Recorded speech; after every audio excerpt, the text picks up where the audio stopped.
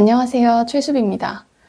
독서를 하면 좋다는 건 충분히 알겠는데 막상 책을 읽으려고 하면 한 페이지를 다 읽기도 전에 집중력이 사라지죠. 잠이 막 쏟아지기도 하고요. 그렇게 올해도 독서 습관 만들기에 실패하고 맙니다.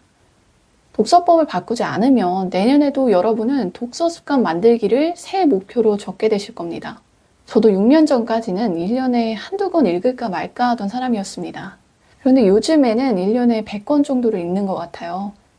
이번 영상에서 제 독서량을 0권에서 100권으로 만들어준 독서 방법을 소개해 보려고 합니다. 오늘 제가 알려드리는 독서법을 따라하시면 올해 안에 최소 10권은 읽게 되실 겁니다. 그럼 바로 시작해 볼게요. 독서가 일상이 되려면 책은 사서 읽어야 합니다. 책은 사야지만 읽을 수 있는 게 아니죠. 도서관에서 빌려서 읽을 수도 있습니다. 하지만 제 경험상 책을 빌려 읽을 때보다 사서 읽을 때 책을 훨씬 많이 읽게 됐어요. 일단 책을 사서 읽으면 마음대로 표시해가면서 읽을 수 있잖아요. 대부분의 사람이 책을 안 읽게 되는 가장 큰 이유가 책을 읽을 때 집중이 안 돼서거든요. 마음껏 밑줄을 긋고 떠오르는 내용을 손으로 아낌없이 적으면서 책을 읽으면 집중력뿐만 아니라 기억력까지도 훨씬 좋아집니다. 일본 뇌과학계의 거장인 구보타 기소오 박사는 손과 뇌에서 손이 겉으로 드러난 뇌라는 주장을 합니다. 뇌 중추신경의 30%가 손의 움직임에 따라 활성화되기 때문에 손을 많이 움직일수록 두뇌 활동이 활성화된다고 해요. 양손을 쥐었다 폈다 하는 운동을 잠깐만 해도 뇌 혈류량이 증가할 정도라고 하니까요. 책을 읽는 동안 우리가 메모를 하고 밑줄을 치고 인상 깊은 페이지를 접으면 손을 계속 움직여야 되잖아요. 이렇게 손을 끊임없이 움직이면서 책을 읽으면 두뇌가 계속 자극되면서 책을 읽기가 훨씬 수월해집니다. 그런데 도서관에서 책을 빌려 읽으면 빌린 책이기 때문에 페이지를 넘길 때 빼고는 손을 쓸 수가 없단 말이죠. 제가 6년 전에 책을 읽기 시작했을 때가 백수였을 때였습니다. 책 살 돈이 없기도 하고 뭔가 좀 아깝기도 해서 독서 생활 초반에는 책을 거의 도서관에서 빌려 읽었어요. 그때 도서관에서 빌려 읽은 책은 이상하게 내용이 잘 생각이 안 나더라고요. 돌이켜 생각해보면 도서관 책은 좀 대충 읽게 됐던 것 같아요. 그러니까 내용이 하나도 생각이 안 나는 거겠죠. 아마 손을 쓰면서 읽을 수 없으니까 그랬던 것 같아요. 집에서 밑줄을 막 팍팍 긋고 떠오르는 생각을 막 쉼없이 메모하면서 읽은 책은 확실히 내용이 오래 기억에 남는 걸 보면요. 책을 사서 읽기로 결심하셨다면 기왕 사는 김에 최대한 많이 사시라고도 말씀드리고 싶은데요. 책을 많이 살수록 책을 더 많이 읽게 되거든요. 한 달에 한 권이라도 읽는 사람이 되고 싶다. 그러면 최소한 책을 사는데 5만 원은 써야 합니다. 온갖 할인 혜택을 적용하면 5만 원으로 아주 빠듯하게 책 3권 정도를 살 수 있거든요. 제 경험상 책 3권을 사면 2권은 묵혀두지만 1권 정도는 꼭 읽게 되더라고요. 행동경제학에서는 책을 여러 권 사면 그래도 1권은 꼭 읽게 되는 이유를 이렇게 설명합니다. 인간은 돈을 낭비하는 걸 끔찍이 싫어합니다. 그래서 돈을 지출하면 심리적으로 그 돈이 쓸데없는 낭비가 돼서는 안 된다는 압박을 느끼게 된대요. 책을 사기 위해 돈을 쓸 때도 마찬가지입니다.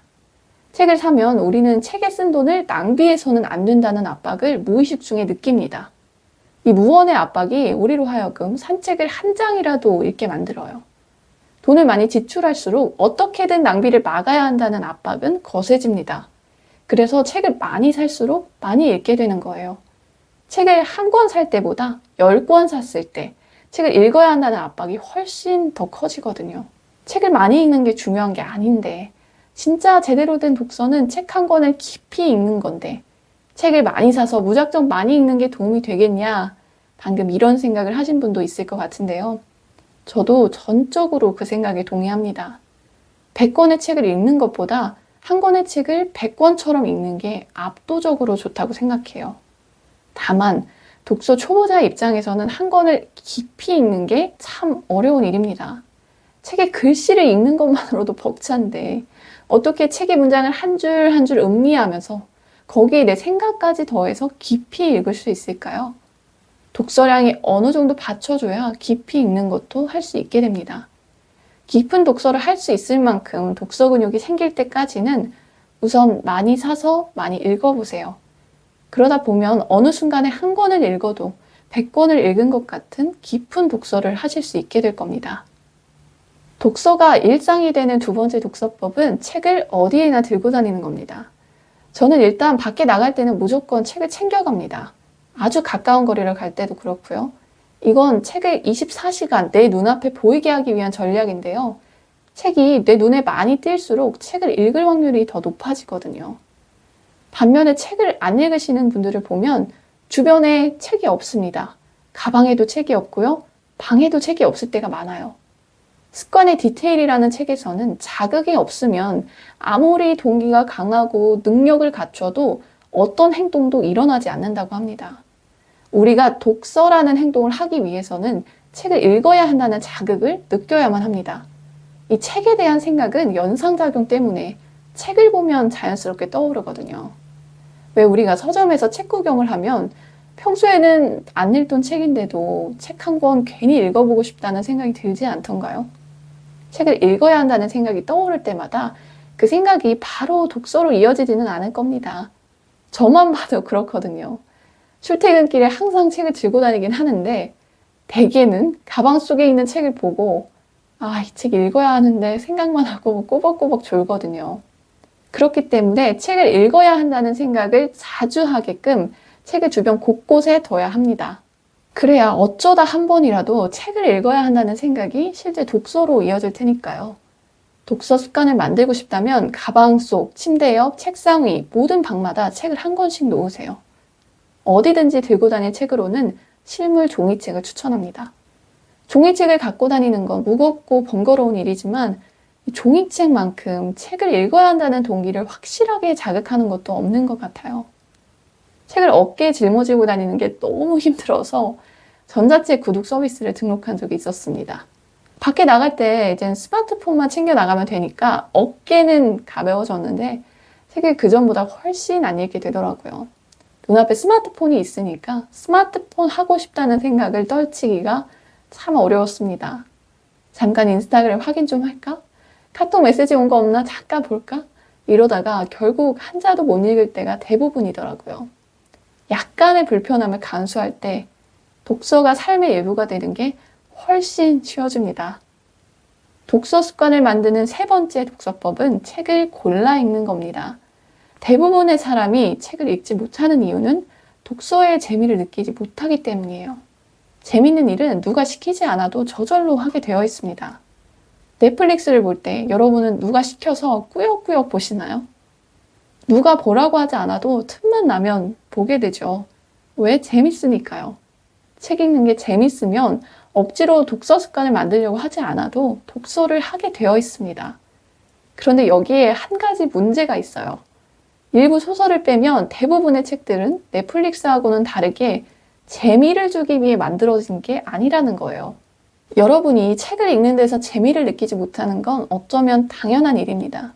독서는 재미없는, 그래서 하기 싫은 일이 맞아요. 다이어트처럼요.